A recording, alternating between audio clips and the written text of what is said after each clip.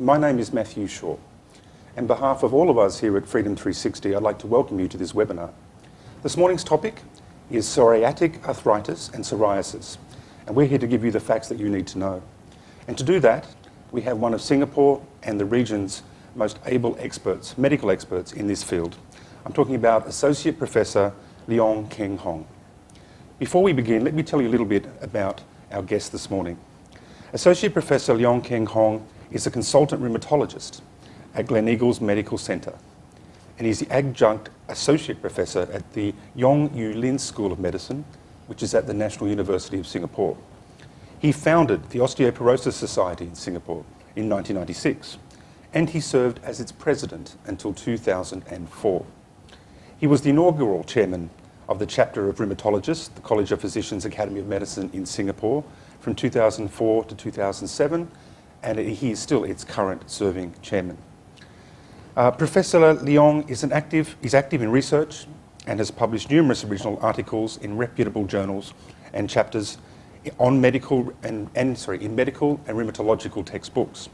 Special areas of interest to him include the autoimmune diseases such as arthritis and lupus, degenerative diseases such as osteoporosis and osteoarthritis.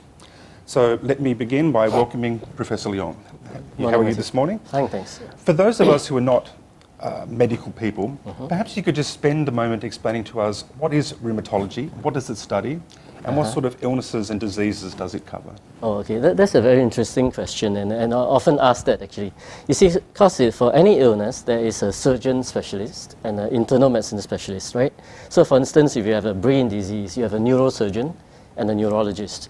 Unfortunately, for bone and joint diseases, the terms are not the same. So the surgeon is an orthopedic surgeon, and then the internal medicine specialists, they're us, rheumatologists. So we end up seeing patients with arthritis and things like that. But it turns out that arthritis often also attacks young people. And when that happens, these are autoimmune diseases. So you could also say that rheumatologists are, in a way, autoimmune specialists.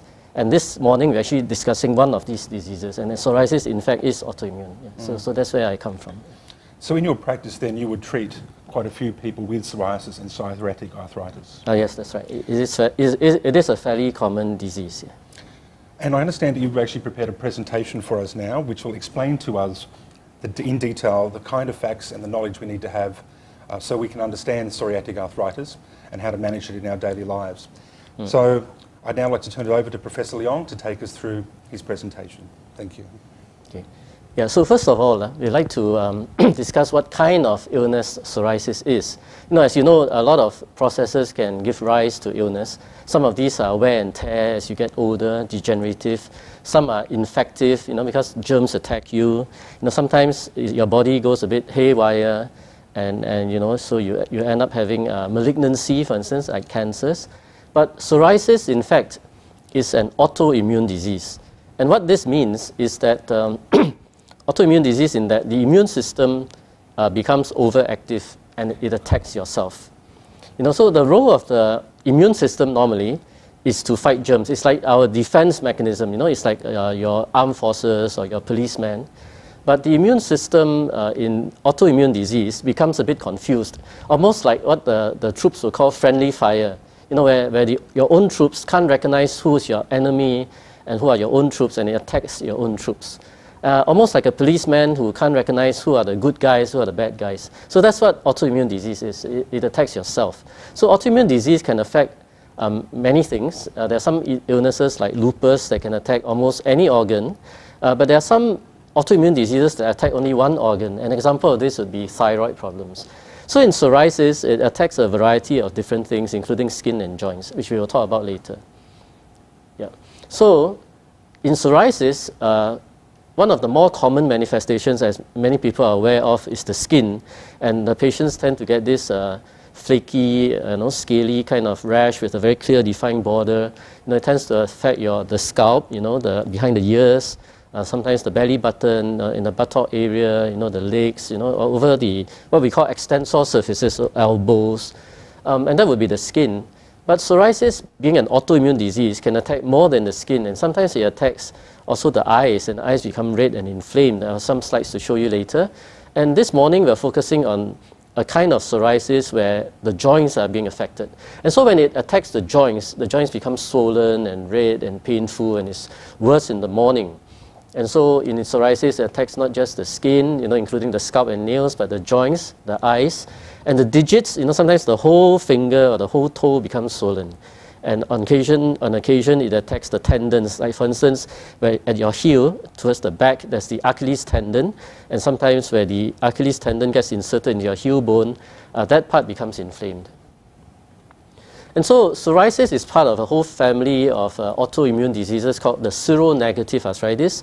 Seronegative in the sense that it's serology negative. That means in this group of disorders, we can't find autoantibodies like we can find in, say, rheumatoid arthritis. Right? And so they don't have rheumatoid factor, they don't have autoantibodies. But interestingly, in seronegative arthritis, many patients have a gene called the HLA-B27 gene. Not all have it, but many do have it. It tends to be patchy involvement in many patients, just a few joints affected. That's the meaning of oligoarticular. Then seronegative SPA would be another term. Iritis is the eye involvement. And lastly, antipsopathy was the heel, the tendon insertion inflammation I was talking about. And so other illnesses in this group, other than psoriasis, would be conditions like ankylosing spondylitis, where the spine is involved and the patient becomes very stiff. And then Reiter's disease or reactive arthritis occurs after infections. Enteropathic arthritis occurs after certain gut disorders like Crohn's disease and ulcerative colitis. Next. So just to show you some pictures, this is an example of a psoriatic nail. As you can see, the nails are what you call, there's pitting, there's this little depressions in the nail, and the nails are, this is quite a classical picture of psoriatic nails. Next slide. Okay, this one is where I told you where the whole digit is swollen. So the toe is swollen, and doctors have very colorful names, and one of the names used for this, Matthew, is sausage toe. Because apparently the whole toe looks like a sausage, you see. Not very appetizing, but that's what the description is. It's a very apt description given that photo. Yeah, so next slide. And then when it attacks the eye, it can be rather serious, and the eye becomes red like this, is inflamed, and sometimes the vision is affected. So potentially quite serious too, but of course there's treatment as well. So that's iritis. Professor, just looking at that photo, when you say vision can be affected, do you mean blindness? Well, yes, can. And of course, if it's not treated and if it's recurrent, with each attack, there may be some damage caused, and some of the vision loss can be permanent, if not treated. But of course, if it's treated properly, then that shouldn't happen. Yeah. Okay, and then coming now to the main topic, which is the psoriatic arthritis. Psoriatic arthritis is kind of interesting because it can present in many different forms. It can look like other kinds of arthritis. So there's one form that's called classical psoriatic arthritis. I'll show you a picture later, where it's the nails that are very affected, and the last row of your fingers, the last row just behind your nails, that's what is affected. Then there's another one that looks like rheumatoid arthritis, where again it's a different pattern of joints affected. Spondylitis is like its cousin ankylosing spondylitis, where the spine is affected. Oligoarthritis, oligo in Latin means few. So few would mean 4 or less joints affected.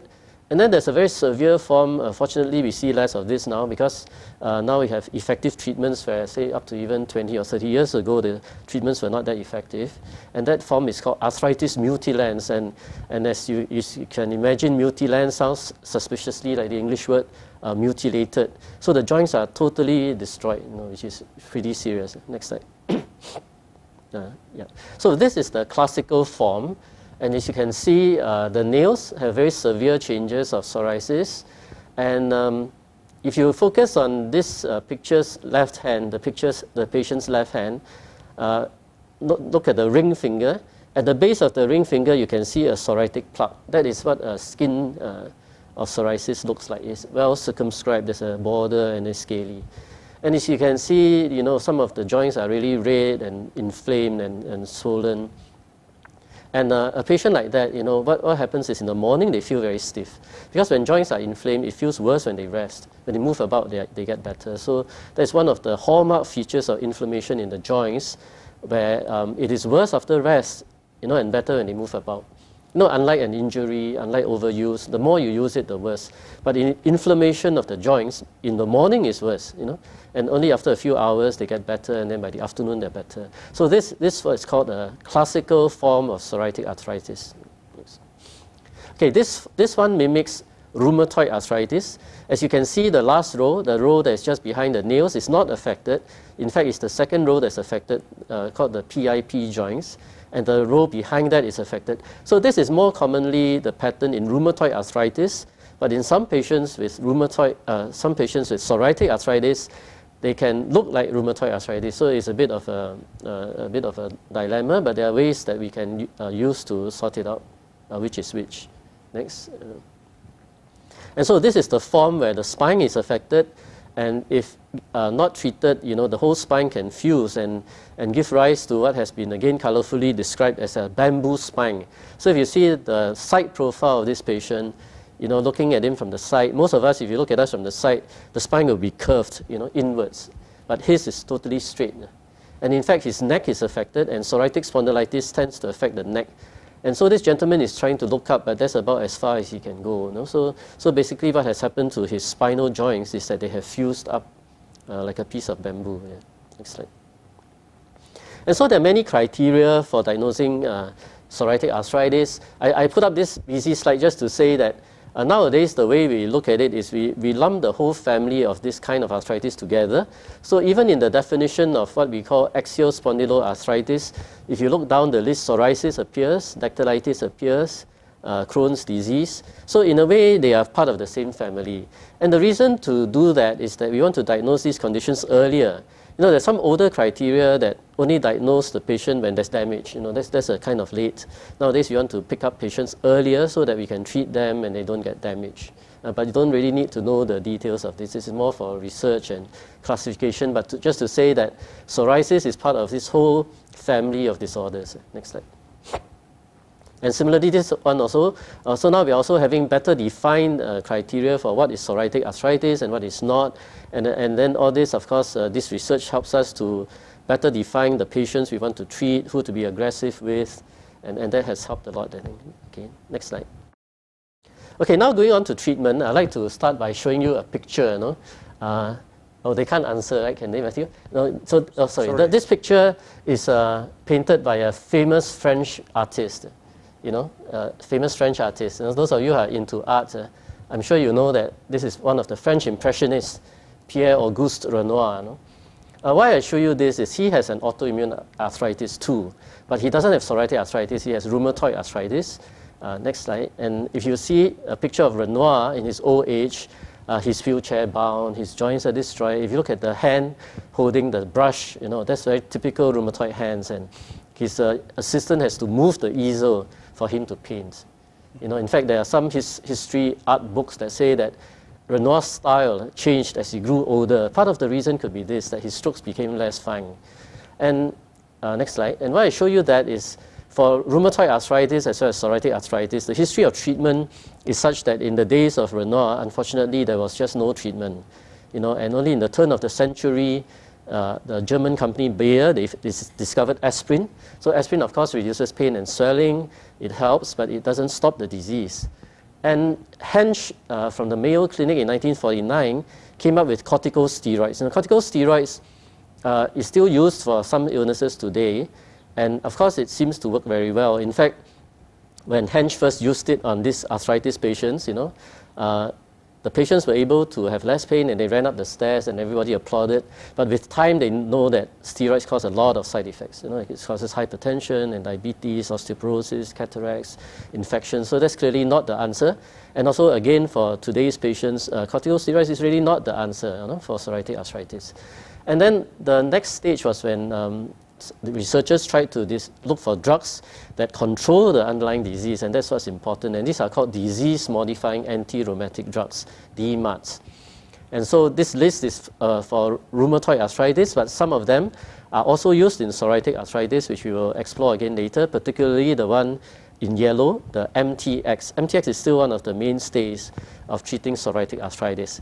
But since 1999, there's a whole new group of drugs called the biologics, where they are more targeted kind of therapies. Nowadays in medicine, everything is going towards these targeted therapies, where the drug only hits a specific target without hitting other things. And by doing that, it's more effective and there are less side effects. Next slide. And so Voltaire, a French philosopher, this is what he used to say of doctors. He says, doctors pour medicine of which they know little, for illnesses of which they know even less, into patients of whom they know nothing. And that's just to say that in the old days, it was more like a lot of guesswork. Let's just try to do our best and hope for the best. But that's not true anymore. Next slide. Because the whole crux of finding good treatment is to know the mechanism of the disease. We won't go into that today, but autoimmune inflammation now is quite well understood. And we know that there are many cells involved, there are many proteins involved. And a lot of the drugs that we have, the better ones, target specific proteins.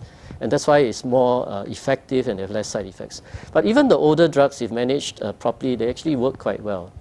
And so this is just to say that unlike what Voltaire said, nowadays the medicines we use are well researched and we know what part of the disease mechanism is hitting. You see? Yeah. Next slide. And just to illustrate, this is a patient with severe autoimmune arthritis, in his case rheumatoid, but the same kind of picture happens with psoriatic arthritis. And at this stage of this photo, this gentleman was already on various medicines trying to control the disease. He was unfortunately also taking corticosteroids and painkillers, and his hands still look like that. But after one of these biologic DMARDs, next slide, 1 week later his hands look like this. And so this is just to say that these drugs represent a real advance in the management of rheumatological conditions. Next slide. And so to summarize various treatments that we use, for skin psoriasis, of course, we can use things that help the skin in terms of symptoms. So this would be creams and shampoos. The dermatologists would sometimes use light treatment because that does help some patients. But the more important thing is if the illness is severe, we will have to use something that stops the illness. And among the older drugs, we still have methotrexate, we have cyclosporine, and among the newer drugs, the biologics, we have the anti-TNF group. We also have the anti-IL-2/23, and we have a newer one called anti-IL-17. So all these work really well for skin psoriasis. Next slide. In treatment of psoriatic arthritis, keeping active is good because it keeps the muscles strong, it keeps your joints supple so you don't get so much stiffness. And of course, to relieve pain, you can use certain medications. One group commonly used are these non-steroidal anti-inflammatory drugs. So they're not steroids, but they're basically painkillers. They reduce pain and inflammation, and they do have some side effects. But they are not meant to be long-term because they don't stop the disease. So to stop the disease, again, we have to use disease-modifying drugs, and the list is there. Methotrexate, sulfasalazine, leflunomide, cyclosporin. Those are the older conventional drugs. Then among the newer biologics, again anti-TNF and again anti-IL-2/23. Surgery, the role is limited unless it's certain big joints that can be replaced, like the knees or the hips. But otherwise, again, surgery is more to manage the damage that has occurred. It doesn't stop the disease. Next slide. And so to summarize, I think autoimmune inflammation can cause quite a devastating outcome, but I think with newer medicines and newer approaches, nowadays there's hope for all autoimmune patients, even psoriatic arthritis. And although the immune system can attack your body, it can be defeated with a proper approach and the use of better medications. Thank you very much. Thank you, Professor. One question which I think a lot of our audience and members of the Freedom 360 community will want to know is, what is the relationship between psoriasis and psoriatic arthritis? There is definitely a numerical, if you like, imbalance towards the people with psoriasis developing psoriatic arthritis. Right. Why is that? Well, actually, they are part of the same illness. Psoriasis itself is the main illness. And psoriasis can attack various things like the skin or the joints or the eye or the tendons, right? But it just turns out that within psoriasis, the most common manifestation is the skin. So there are many psoriatic patients where their whole lives they only have skin involvement. They never end up having joint involvement. In fact, only about 20 to 30% max, depending on the studies, will develop arthritis as well. There's a small group, in fact, who start off with arthritis, but that's rare. Usually about 10%. Instead of starting with skin rashes first, they start with psoriatic arthritis first. And then later the skin-like lesions come. But most commonly, the skin starts first.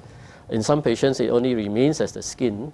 But in others, it may go on to then develop arthritis or the eye inflammation or the tendon inflammation. So it's part of the same disease, actually. Is there any pattern in terms of when it might affect somebody with psoriasis? Once you've been diagnosed with psoriasis, is there any pattern in terms of how long it would be before you could expect to develop arthritis as well? Yeah, well, that is also quite variable. No? There are some patients who develop both at the same time, psoriasis and arthritis comes together. There are some where the psoriasis skin starts first, so a number of years, and then the arthritis starts. So it's a bit variable.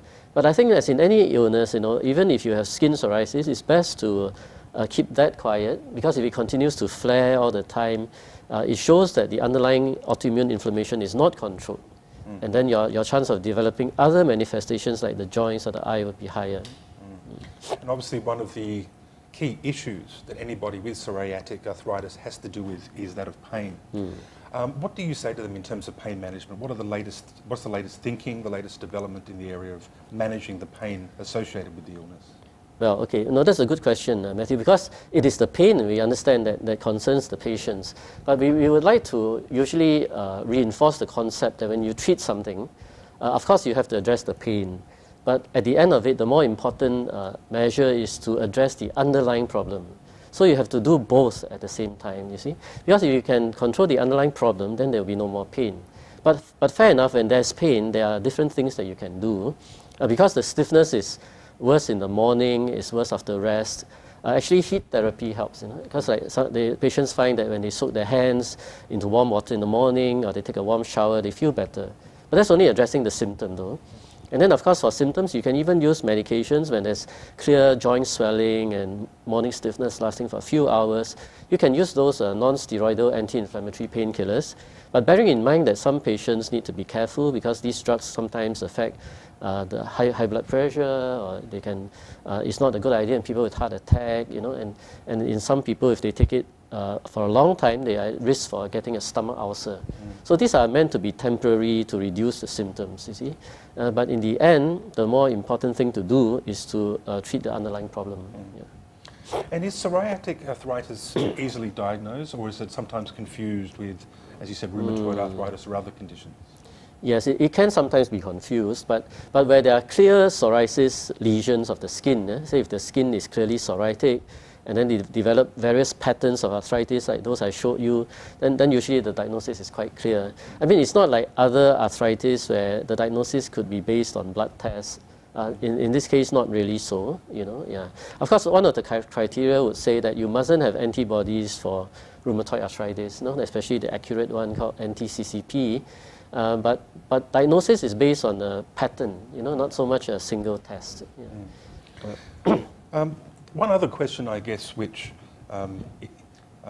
about this illness, and it relates to a lot of illnesses like psoriasis, is there's a lot of myths and misunderstandings. People often think, for instance, that psoriasis is contagious. In relation to the psoriatic arthritis, what do you think are the key misunderstandings of the illness? Yeah, I think for psoriatic arthritis, because the skin is also involved, and sometimes the skin can be very bad. I mean, we have patients where 90% of the skin is covered with psoriatic skin lesions, and that can look frightening to those who are ignorant, So of course, then when people see skin rashes, the first thing they will think about is this infectious? You see, but clearly psoriasis is not infectious, and I think that's something that the support groups and family members and colleagues need to understand, So, and certainly one of the objectives of Freedom 360 is to address that misunderstanding within the community. And forums like this hopefully go a long way to doing that. While we've been talking, we've had some questions come in from the audience. I'd like to thank our members of our community who are participating in this webinar this morning.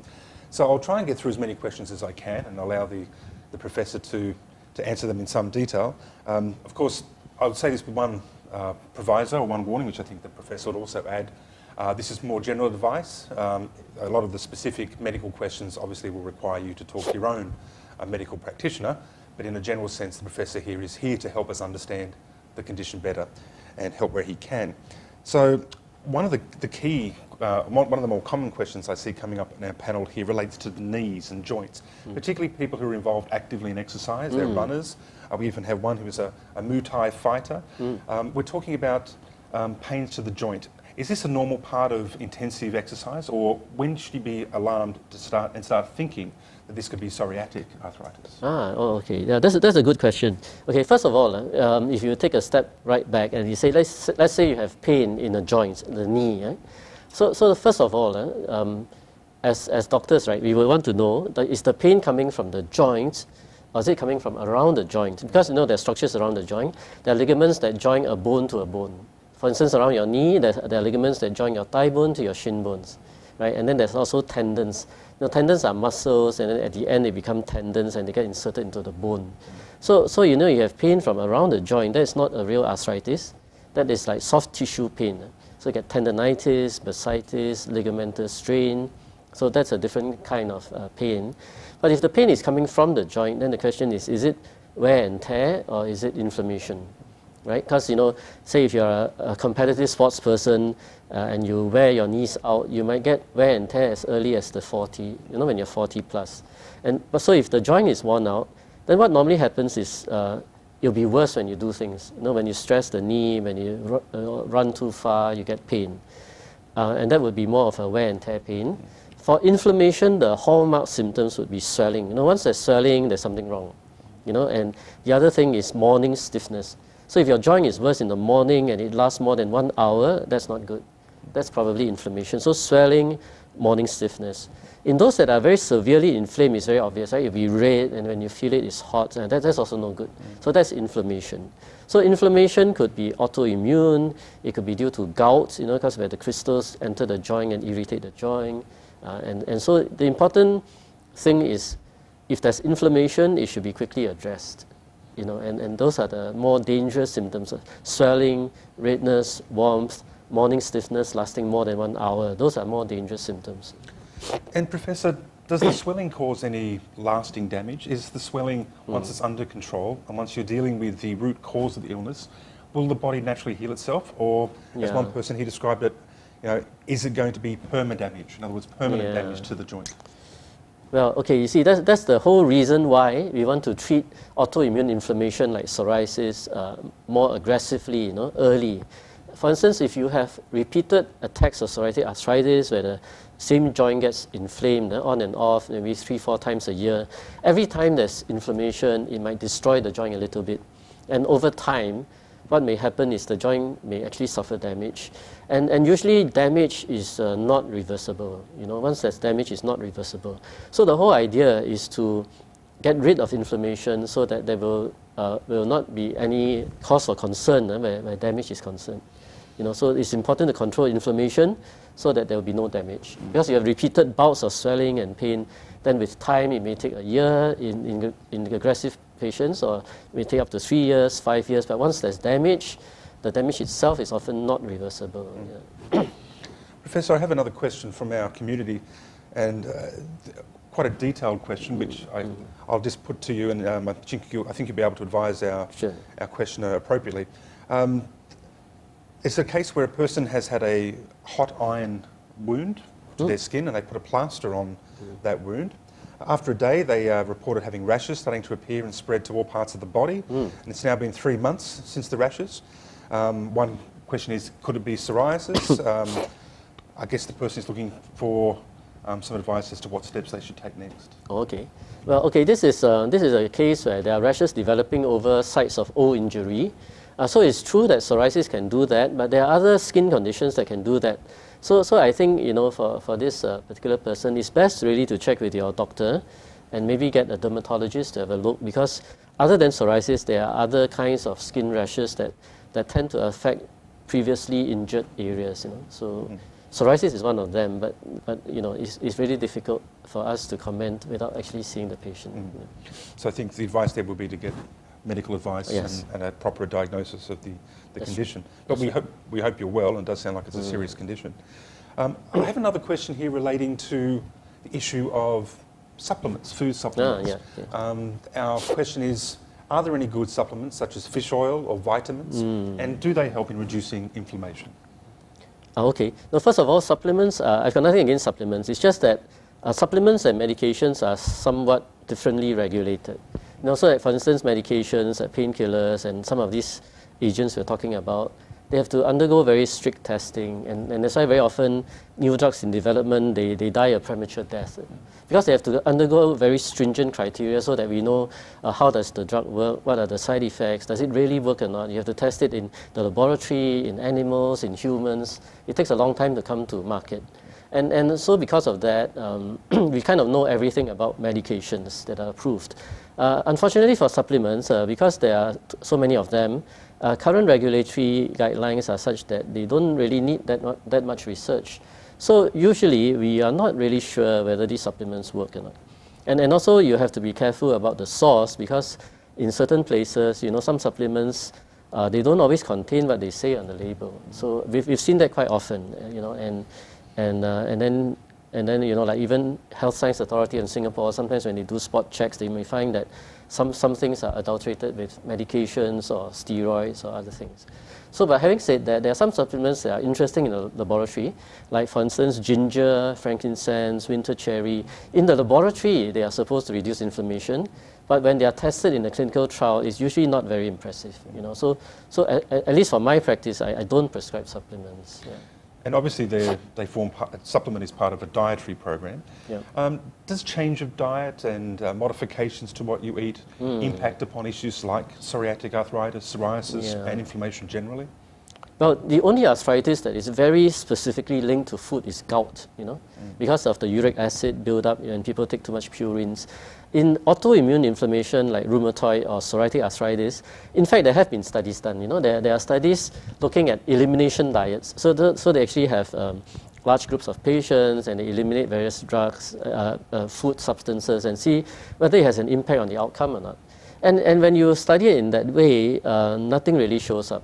However, we do have patients who, for themselves, they are quite adamant that every time they eat a certain food, the arthritis flares. So if that's the case, then I guess you should be sensible and just avoid this food, But if you look at it in terms of large numbers of patients in a large-scale study done in a more scientific way, there are no specific foods to avoid, really, in psoriasis. Yeah. And we have another question here from a member of our community who's in their mid-50s and has had psoriasis for the last 20 years. And this person has recently taken up jogging as well as other exercises, Tai Chi and swimming. Congratulations, well done. But they have noticed again that after jogging, they have that issue of the knees and the muscle hurt. Although you have addressed that issue earlier, I would like to ask this question to explain further about the issue of exercise. When you talk about exercise, are you recommending that we do, or somebody who has psoriatic arthritis should do more cardiovascular training, or is it stretching to lengthen and make the muscles more supple, or should we be putting on muscle to try and strengthen the areas around the joints? What type of exercise do you recommend? Okay. No, so first of all, for exercise, right, it has to depend on the phase that you're at. Let's say if your arthritis has flared up, right, and then say your knee or your ankle is swollen and inflamed, then you must rest it first. You must rest it. In fact, you might want to ice it, because rather than use heat, because you want to bring the inflammation down. But once the flare is gone, then as a general measure, people with arthritis should try to keep the muscles strong around the joints. Like for instance, what makes your knee move are your thigh muscles. So for people with knee problems, you must strengthen the thigh muscles. Then for the back, swimming, that kind of exercise is good. And so when the disease is not active, the patient should exercise to strengthen the muscles, to improve the joint mobility, and that will actually help. And of course, for weight-bearing joints, like the hips, the knees, the ankles, weight management is important. Because for every 1 kilogram of weight you put on, the impact on the weight-bearing joints is 5. 1 is to 5. Because you don't just stand there, you walk around, you climb stairs and all that. So for those with, where the weight-bearing joints are affected, weight management is very important. And again, I referred earlier to our Muay Thai fighter who's part of our community, and their specific question was, do extreme sports, like big, I assume contact sports, other forms of extreme sports, make psoriatic arthritis more likely to occur in an individual? Oh, I think the general answer would be no. It would be no, because if extreme sports, if anything, would make them more prone to osteoarthritis. Like a really competitive sportsman, or if you train for a few marathons a year, or that kind of weight loading, then you might be more prone to the wear and tear type of arthritis, but not so much the autoimmune ones. I now have another question from a female member of our audience who wants to talk about the issue of pregnancy. Yes. And the question is it okay to fall pregnant when you have psoriatic arthritis? Does it worsen post or with the pregnancy? So any advice you might be able to offer somebody who is considering starting a family? What are the issues related to psoriatic arthritis and pregnancy? Okay. So the question, I guess, can be looked at in two ways. One is the impact of the illness on the pregnancy and the impact of the medications. Right? So for impact of psoriasis on pregnancy, autoimmune diseases are very interesting. There are some autoimmune diseases like lupus, right? Generally, it would get worse during pregnancy, so they have to be very quiet when they enter pregnancy. Certain ones like rheumatoid arthritis, in fact, get better. Psoriatic arthritis, in general, gets better. It's like 2/3 get better, 1/3 get worse, So the thing is, so the answer to that is, it's okay to be pregnant if you have psoriasis or psoriatic arthritis. It's okay, but you should, discuss this with your dermatologist or your rheumatologist, and then you can go ahead if they feel it's okay. The second thing is the medications. There's some medications where if you're on these medications, then you mustn't get pregnant yet, because it can affect the baby. This would be things like methotrexate or leflunomide, and some of those you can't get pregnant. For the newer drugs, the biologics, generally it is not recommended to be on when they're pregnant. So once they become pregnant, we stop. Or for the newer ones, we will prefer them to stop a bit earlier, maybe 3 to 6 months. So there are these various issues, so it's more of a case-by-case basis.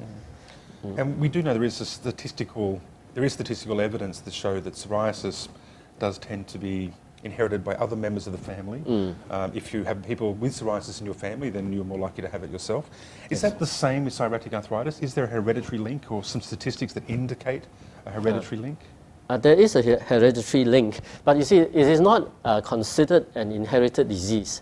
An inherited disease is what we call a single gene disorder. It means everything is driven by one gene. So for instance, color blindness, thalassemia. So in a single gene disorder, the chance of it passing to the offspring is at least 25%, depending on whether one parent, two parents and all that, right? At least 25%.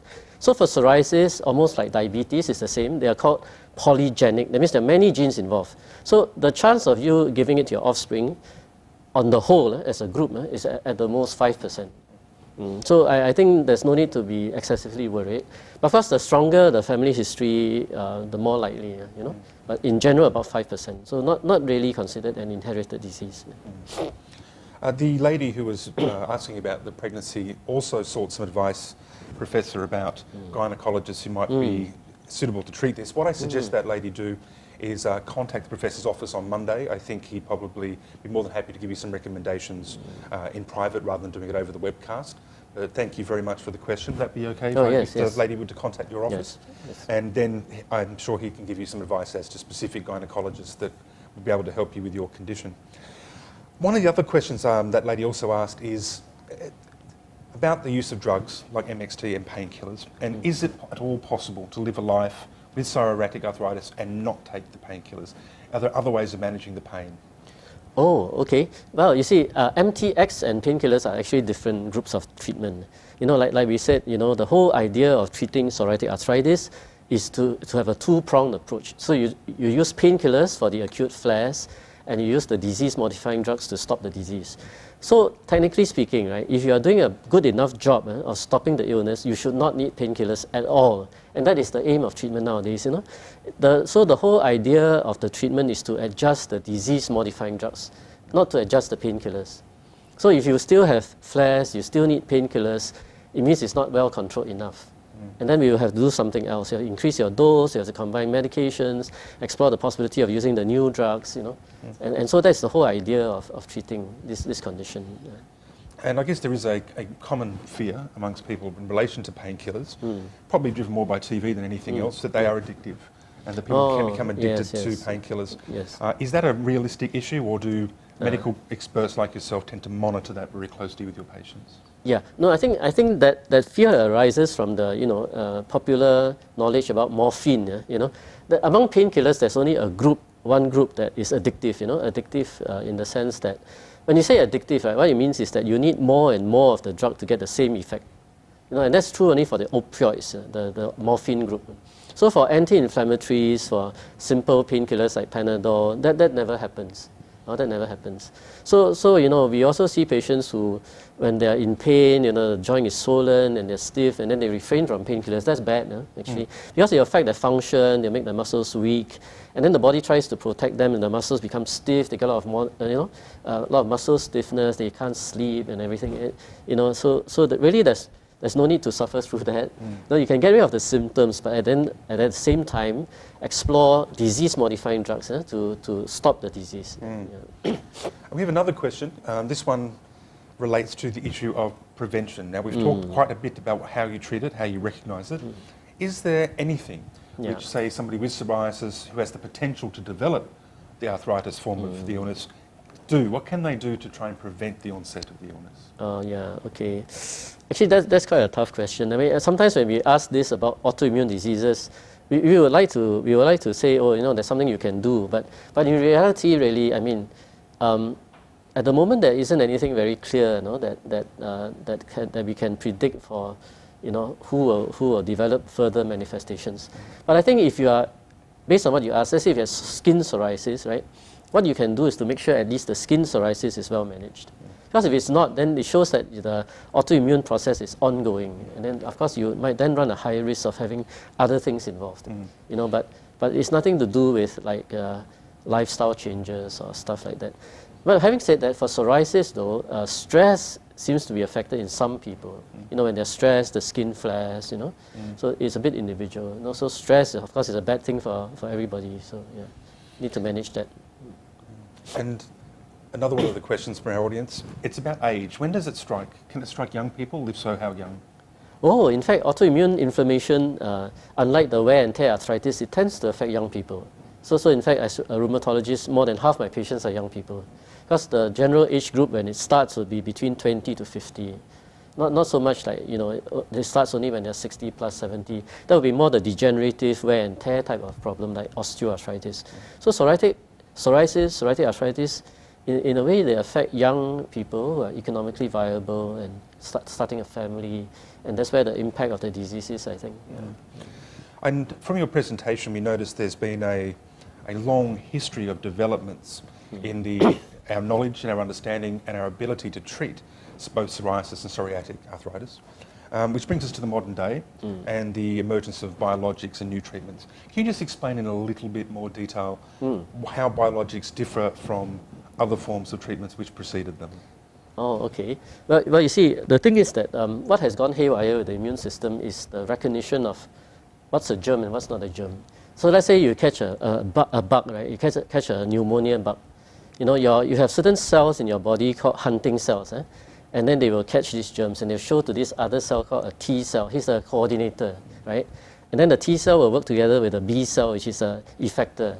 And then they come up with all these proteins, and then they kill off the germ. Right? And that's why you get fever, you get pus, and you get phlegm, and all right. So, but in this case, right, the skin or the joints are shown to all these guys, and then you get the skin rash, you get the joint inflammation.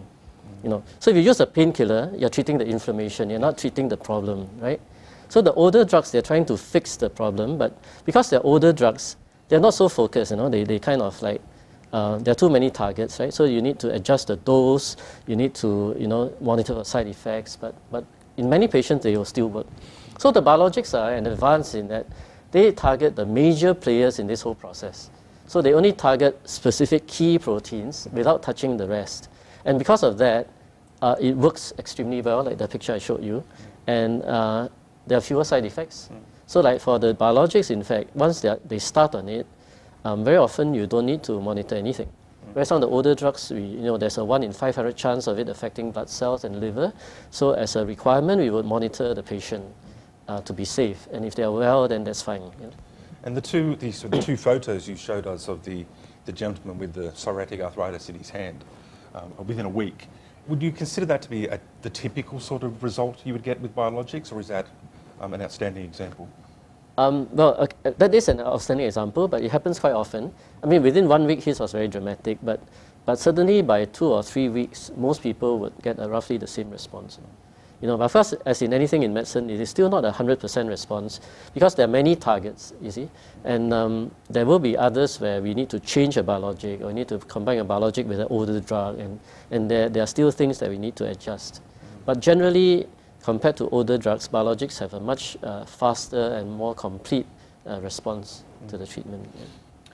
And another question has come in here asking us to differentiate so that they can understand the difference between rheumatoid arthritis and psoriatic arthritis. How would you describe the difference between those two conditions? Okay, so these two are actually part of the same kind of disease. They are both autoimmune arthritis, right? Because the immune system attacks the joints. But they are quite well defined, so they're actually separate diseases. As a rheumatoid arthritis patient, they produce certain autoantibodies that you can find in their blood, and also the kind of joints that rheumatoid arthritis affects is slightly different. But still, they are the same kind of disease, and which is why a lot of the medications are also roughly the same. So you basically are treating the immune system response. We've covered most of the questions, actually all the questions which have come in from our community.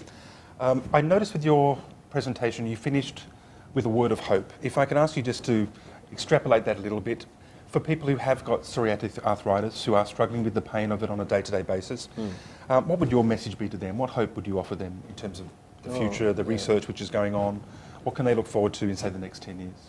Well, I think in 2015, it's certainly a very different scenario from, say, 30 years ago. And I think anyone with psoriatic arthritis, there is really a lot of hope in that. If you have the flare, if you take your medicine properly, you can control the symptoms. But more important than that, as I've shown you, there are so many medications we can use nowadays that don't just treat the symptoms. Actually, what these medications do is that they stop the disease. And if you don't have inflammation, you won't suffer the damage that we have seen from some of the photos that we showed you. So certainly, with time, there could be even better and better medications, even compared to these that I've shown you. Yeah, so certainly, there's hope. Yeah. So we're winning the battle. Oh, definitely, yeah. Which is good news for all of us. Yeah. With that, I'd like to bring this webinar to a conclusion. I'd like to thank all the people who registered and who are taking part in this webinar today. Thank you for your time. We hope we've addressed your issues and concerns and given you the facts about psoriatic arthritis as we have promised to do.